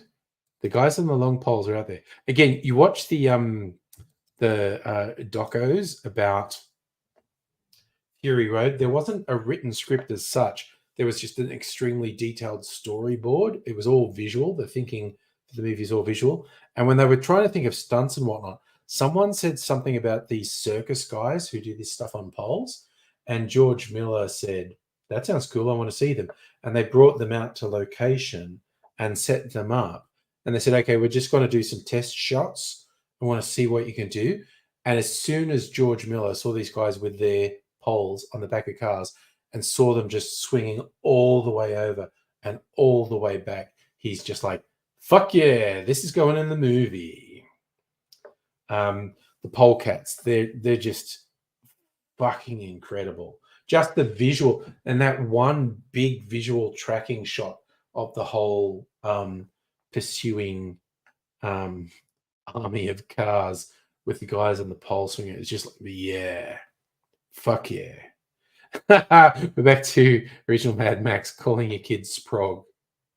Yes, if you do a remake of the original Mad Max, they'd have to call their kid Jizz.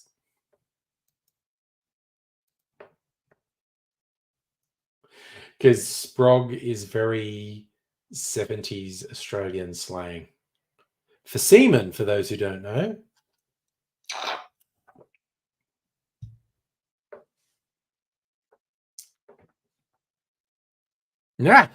Well, there were lots of rip-offs and knockoffs of Mad Max, and certainly some sci-fi ones.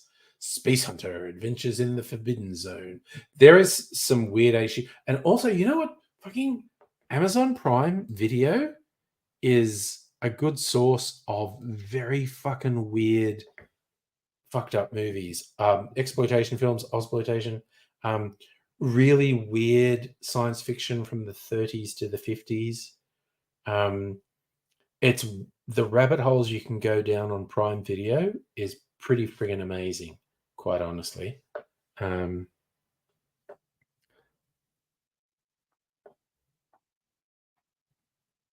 You saw a bag it.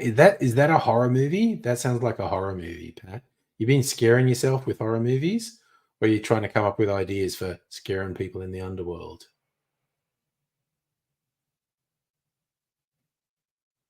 Molly Ringwald was in Space Hunter? My God.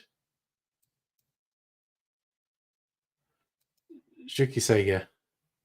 The only 3D... Sorry? What 3D movie was it? Space Hunter was 3D.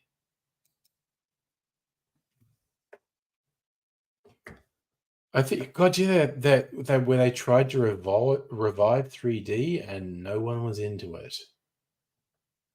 Oh God, Adventure Jerry, you're going to come up with all the straight to video 80s movies now. Driller Killer. Yeah, I do remember that one. Immortan Joe's such a good character. You were Space Hunter was 3D. I thought so. Yeah. Also, trivia: the actor who's Immortan Joe was the toe cutter in the original Mad Max. Hugh Keys-Byrne, nice guy by all accounts, and everyone on the set of Fury Road apparently fucking loved him because he's just a super nice guy. And it's like every time he'd come out on set, he'd be saluting everyone and they'd all do it back.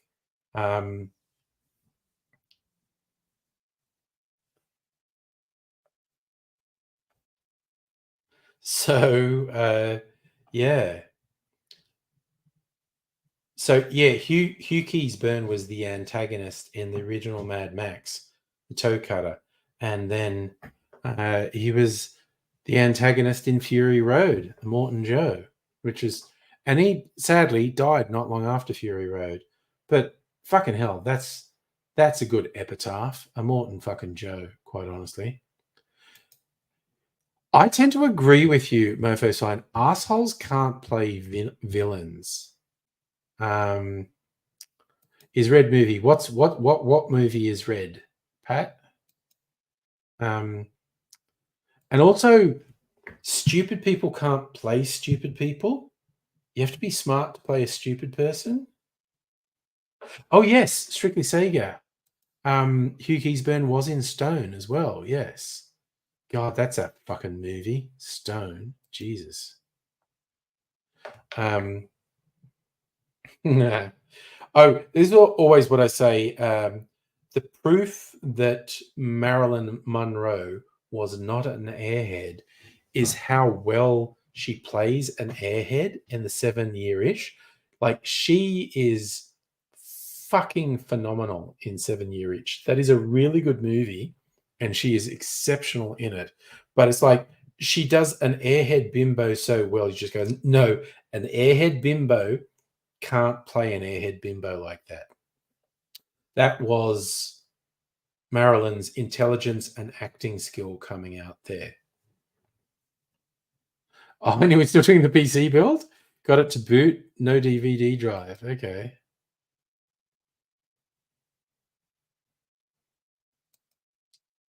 So Avenging Terror, Wilhelm von Homburg, villain in Die Hard 2 and Ghostbusters 2. I thought Jeremy Irons was the bad guy in Die Hard 2. I'm trying hard to remember.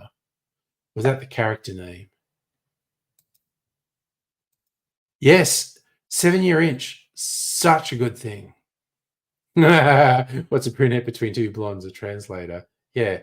But again, I'm 100% serious. Stupid people can't play stupid people. Assholes can't play assholes. Assholes always want to seem good in movies and stuff, and stupid people always want to appear smart. Oh, Homburg was a supporting role. Okay. Yeah, it's a long time since I've seen Die Hard 2. Loogie, speaking of classics, the Foundation series.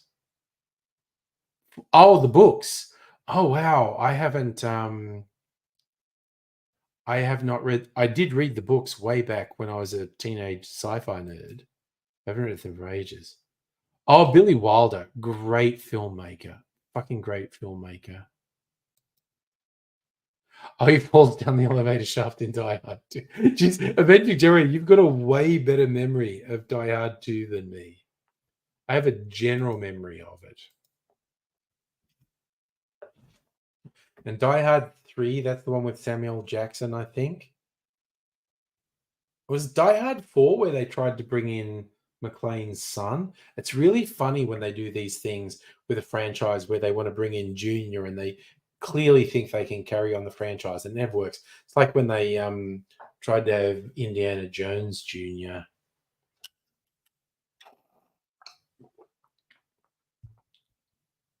You clearly love the Die Hard movies. You remember way more about them than me. Oh, Die Hard 5 was McClane Jr. Jesus Christ. Oh, no, 4 was the big cyber attack one, wasn't it? 4 was the big cyber one.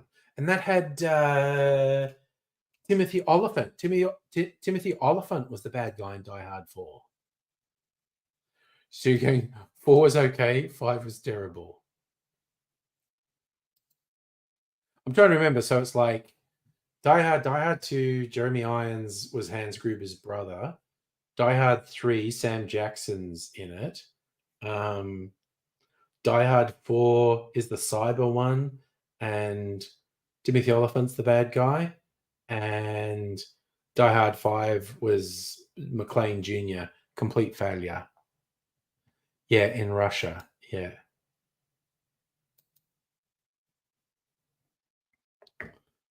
But yep, that's a whole thing. Yeah, it's one. But it's the same as there was the Indiana Jones movie with the Russians where they had Sheila Booth being Indy's illegitimate son. Both those movies, you can see they're trying to go, we introduce a young, sexy son and they can have a spin-off. And no one gave a shit, and there was never a spin-off.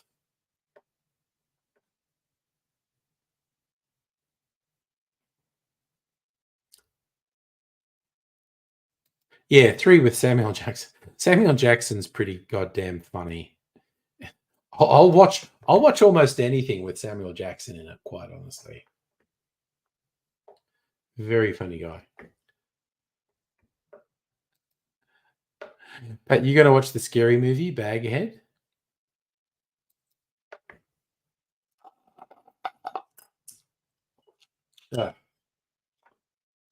Ooh, what's the time? 10 to 10. Okay. I bought a special non-alcoholic thing to drink and I haven't opened it. I'm not going to because it's bedtime. But lime soda water. I'll probably drink some of this tomorrow night. Yes. It was I think it was just Loaded Weapon. It was piss take of the Lethal Weapon movies. Lugia, history nerd moment. Found a detailed order of battle for Napoleon's invasion of Russia. Oddly relevant. Nice. Yes, Avenging Terrier. I do like to mix things up. Now I'm just drinking water. I had this big thing of ice to put that in it, but it's all melted. So it's like, just drink some water, cleanse my palate. Also, this has had a couple of days to percolate. My latest whiskey liqueur. Just pour a little bit in there so there's flavor in there.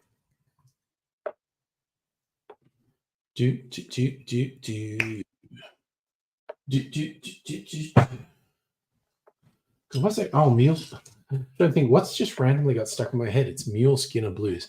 Wait, I'm hearing Discord beeps. What's happening on Discord? Musical Aviator has a total of 34 notes to play in a violin concerto. Well, you're ready for it. Oh god, all those parody films are freaking wild.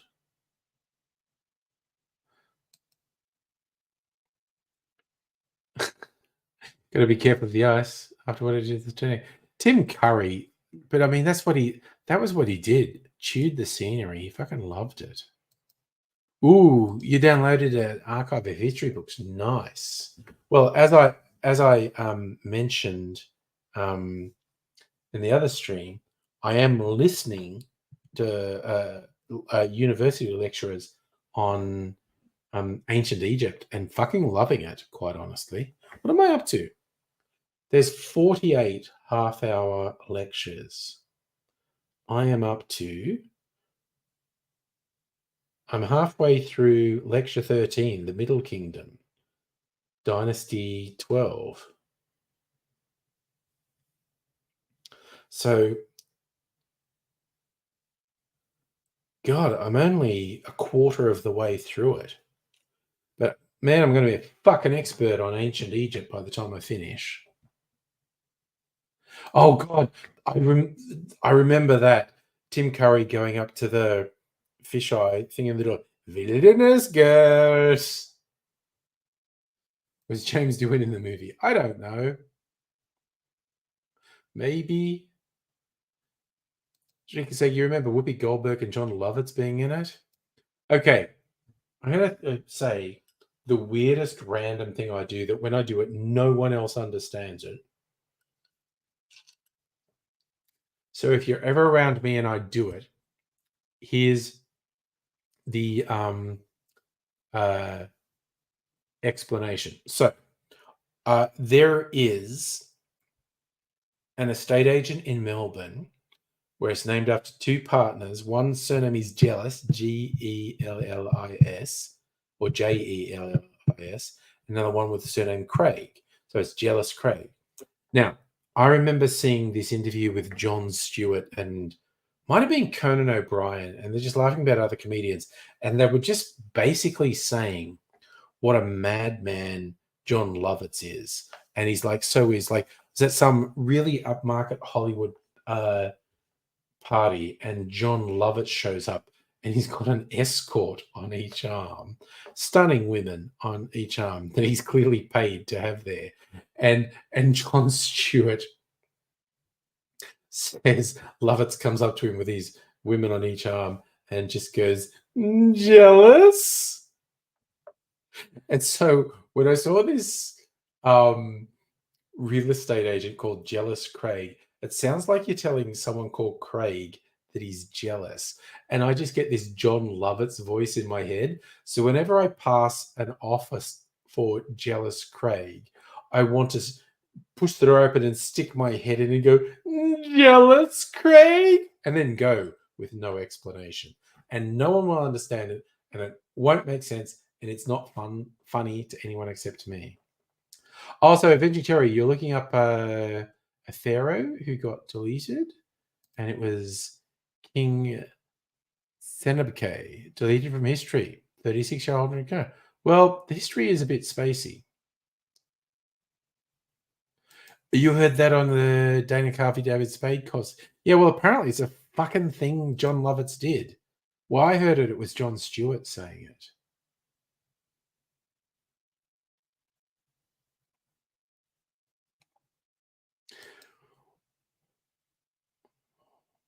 Oh, okay, Lukey, what did he get right? An interesting thing. Egypt is, well, it's the longest civilization, lasted for thousands of years, but also it had two complete collapses, two dark ages. There was like the early kingdom, the middle kingdom, and the late kingdom, and there was a collapse between. So there was basically two dark ages where everything collapsed into chaos, but they recovered. And that hasn't really happened anywhere else. So yeah.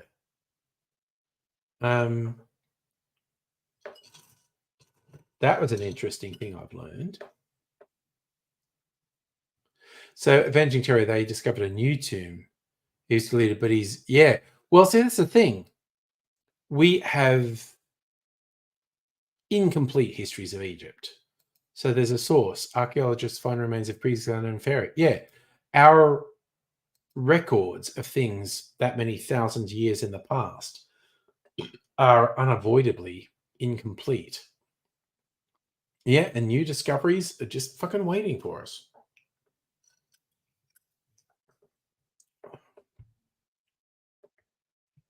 But yeah, I am enjoying these lectures. Like I said, I'm only about a quarter of the way through them. And as I was saying on the other stream, there are a couple more of these lecture series. I might chill out after. It'll take me, I don't know, a couple of weeks to listen to all the ancient Egypt lectures.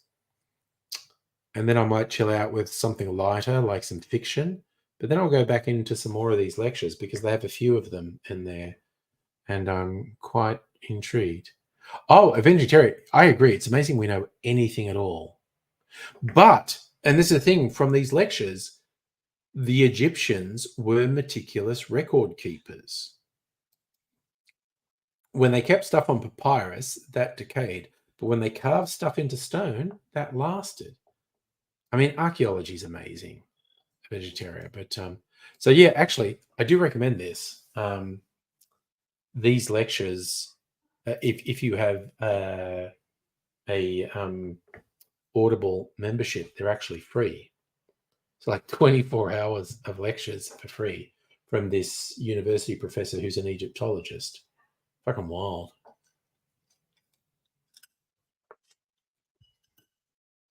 And you're talking about missing things, like these guys talking about kings lists. Various lists of kings or pharaohs have been discovered, but they're incomplete. So it's not surprising we discover new ones. You read and memorized Budge in your 20s. Nice. Nice.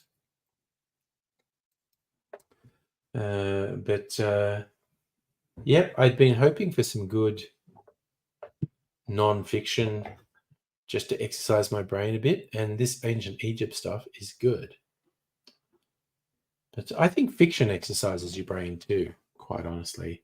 So I am a big fan of fiction as well.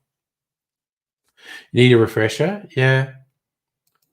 Well, probably, even if you don't do Audible, most libraries, you can sign up to get ebooks and audiobooks from libraries.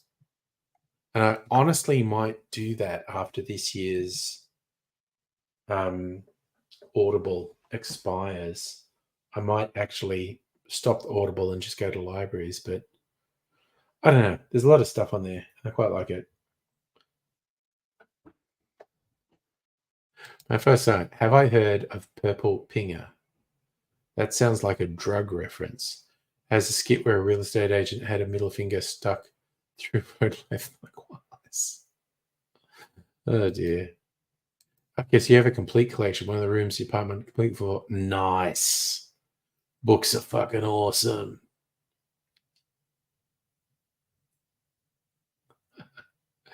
Used to be a Seeker encyclopedia, but you've forgotten a lot.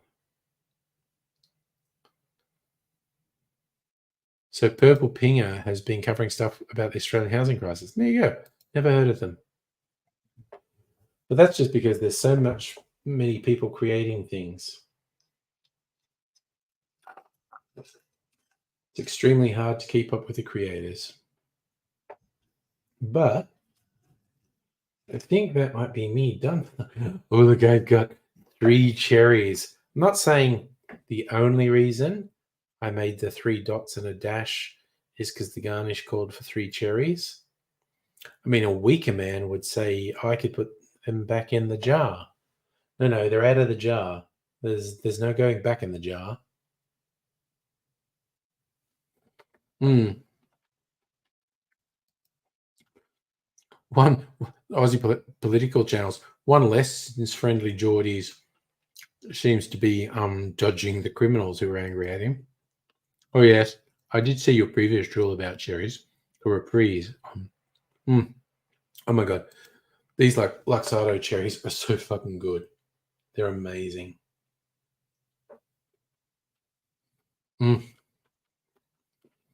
Fucking yum. Oh, that's so fucking good. All right.